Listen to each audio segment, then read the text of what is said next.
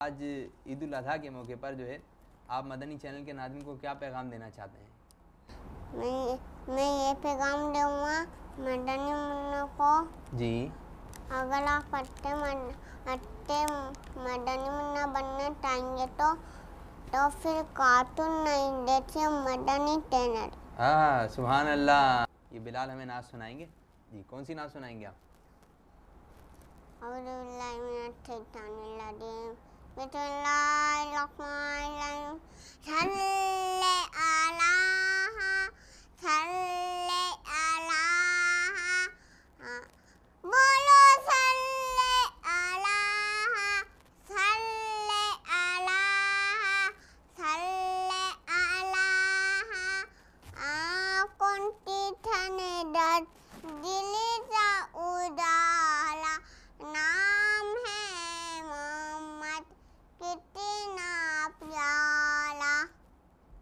सुभान अल्लाह।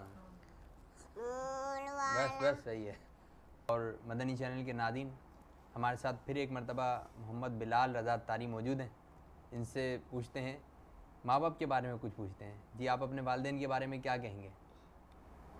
सरकार मदीना सल्लल्लाहु अलैहि वसल्लम का फरमान है, माँ बाप को सताने वाला जन्नत में नहीं जाएगा। जिसने माँ के कदमों को बोसा दिया गोया उसने जन्नत की ठोकर तो चूमा।